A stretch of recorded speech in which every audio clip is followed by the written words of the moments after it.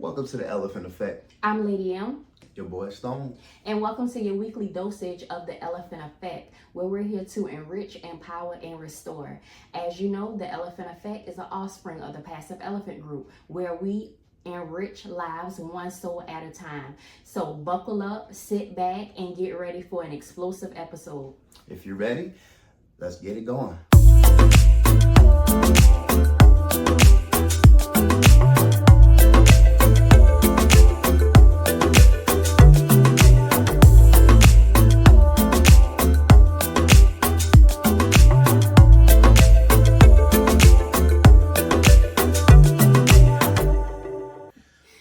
All right, today we're talking about enrichment, what it means to add value to someone's life in ways that last. Not with money, not with status, but with presence, purpose, and power. Well, what is the definition of enrichment? Well, the definition of enrichment is the action of improving or enhancing the quality or value of something.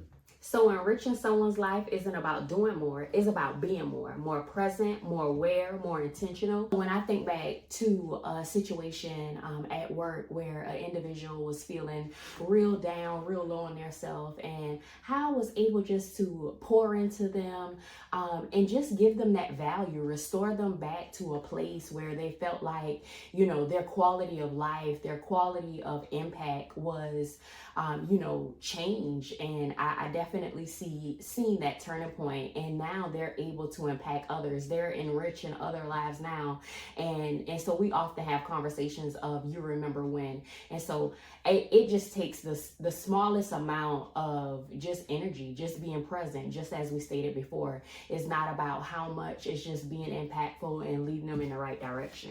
Yeah, absolutely. The smallest moments fully lived can become someone's turning point. Absolutely. Sometimes the gift isn't what's said, it's that someone finally says something. Sometimes you just have to open up and just be willing to have that conversation. Absolutely.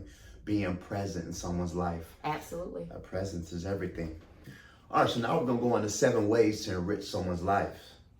Number 1 is being present. Absolutely, being present. I can think back to growing up, how presence was everything. Definitely didn't have the distractions of the world, your social media, and everything else that tends to grab the attention of not just me, but everybody. I think about the kids now who tend to resort to being in the room, kind of away from everybody. It's definitely about being present. When you think about enriching someone, if you're not showing up, being present, and living in the moment, how can you truly make that staple of enriching someone's life, changing the course, not even just about someone else, but being present for yourself? How much time are you taking out for you, engaging, kind of that self-care, self-love that everybody is talking about, is not tied into getting your hair, your nails done. Is about showing up for you. How present are you for you so that you could be present for somebody else? Yes, Lord. Yes, Lord. Because in a world screaming for attention, present whispers the loudest. Absolutely. All right. Number 2, we speak life. Absolutely. Speak life. In enriching someone's life, you got to make sure that you are speaking life. Life or death lies in the power of the tongue. So you got to make sure that you're being intentional. You're speaking life. Remind people what they said about themselves. Remind them that they're more than a conqueror. Remind them that they're strong. Remind them of the last time they went through something and how it's evident that they're still standing because they made it through it. Always speak life in every situation. Speak life to yourself. Encourage yourself. Remind yourself of how wonderful you are. Remind yourself that you're an elephant. You have the biggest impact in this world, and allow it to shift your atmosphere. Oh yeah, absolutely. I mean, your voice is free, but it might be someone's freedom. Absolutely. So definitely encourage the people that you're enriching. Know what to say, how to say it, and you know your audience. And you possibly know them better than they know themselves. So going into that, we're going to go into number 3, creating opportunities. Absolutely. Creating an opportunity. When I'm thinking about creating an opportunity, we already spoke about speaking life and then being present. The only way you can create an opportunity is to be present. Make sure that you're opening yourself up for an opportunity to be present for someone else. Just making sure that that alignment is there. putting yourself in a situation to actually enrich a life. That's what creating that opportunity is about. And sometimes we run away from it because we feel like it's such a big task, such a big assignment. I have to focus so much on me. I don't have time to create space for anyone else. But even if you're thinking about enriching your own life, just creating that opportunity, being intentional about making sure that your life aligns. Exactly. And I mean, that even going along the lines of creating a small space for you to set apart to actually help and enrich somebody's life. You know, if you're all cluttered up and you're trying to enrich somebody else's life, it's not going to really work because they're going to feel like you're not giving that full attention to them. Absolutely. So create that space for somebody and let them know, hey, I'm here for you. You got my undivided attention, 100%. Absolutely. You know, a closed door can be a curse, but someone holding it open, that's divine alignment right there. Absolutely. All right, head on to number 4. Listen actively. All right. Let's talk about listening actively. Sometimes we tend to listen to respond. Come on. I see you nodding your head because you're in agreement. We listen to respond instead of actively listening to ensure that we have truly understood what is being asked of us, or just listening to see what the need is. And so in that enrichment phase, you definitely want to make sure that you're listening to see what it is that you need to unpack, what it is you need to uncover, so you'll know what it is and what areas you need to enrich and empower. And so this one is most important, because if you don't know, then how are you going to encourage this person to grow in that area when you have not actively listened? We have to get away from listening to even criticize or judge. This is where this is your part for participation, listening to actively engage. And so I just think that, these are all great points, but you definitely arrive where you need to when you actively listen. Oh, absolutely. And that's how you get the most out of an enrichment process, because you definitely won't know what's going on with the person, because in the back of your mind, you're judging.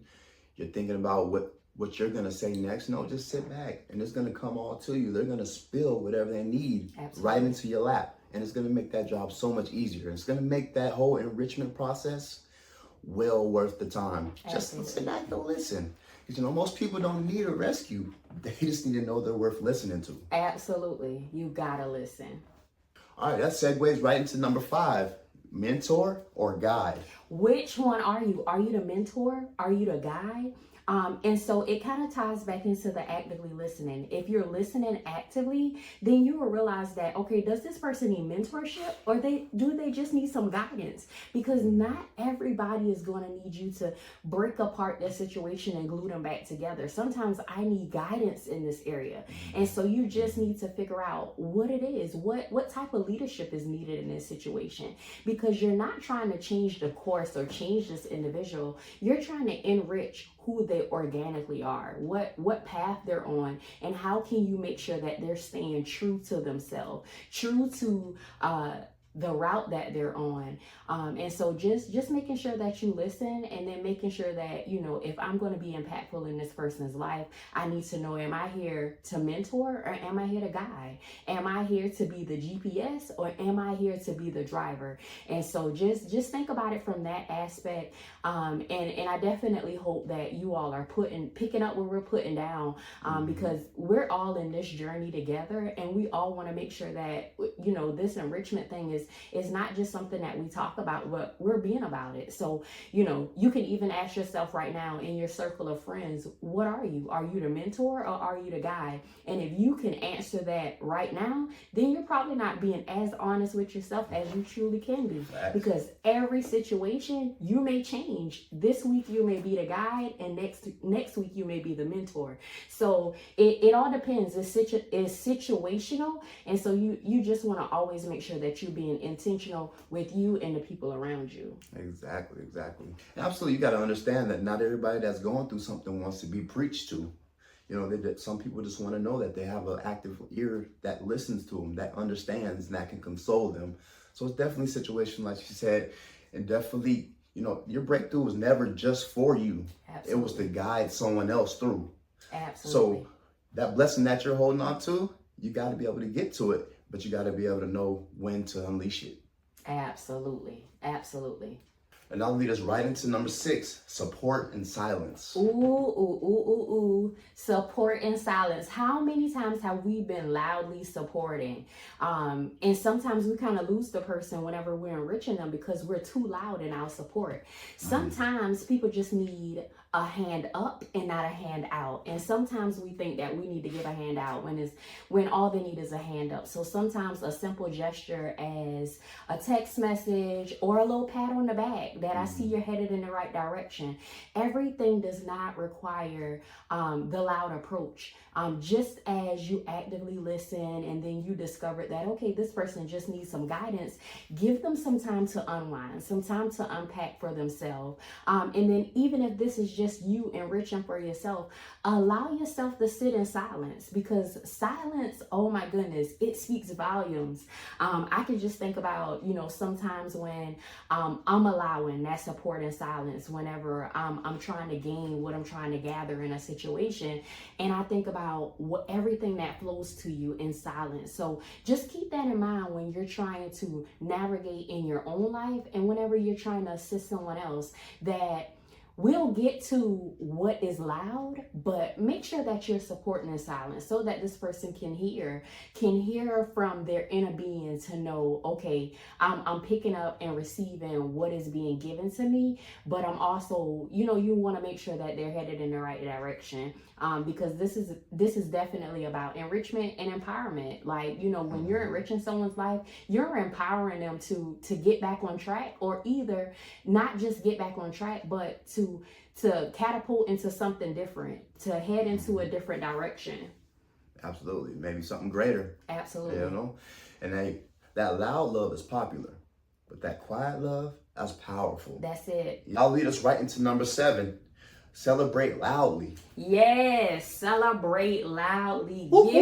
Give me my flowers while I can smell them. I know all women can relate to that, but this is universal. Celebration. Everybody wants to be celebrated and appreciated. And so, as I stated before, with that support and silence, this is where you have your opportunity to celebrate. Because now you see that this person that you've been able to, impact, you see their lives changing, you see them headed in the right direction. And even more so, if you're taking this personal and this is for you, you want to celebrate yourself. You want to celebrate loudly. You want to walk and you want to make a statement when you maneuver through this next course of life, because this is worth celebrating. You've done the work, and now you can walk with your head held high. That you've done it. You're a conqueror, and through this one obstacle, you've made it out. And so definitely celebrate loudly. Give those individuals their flowers when they can smell them. And yeah. Don't do that. Yeah, celebrate loudly. Yes, giving your flowers while you can smell them. And that goes both ways, both woman and man.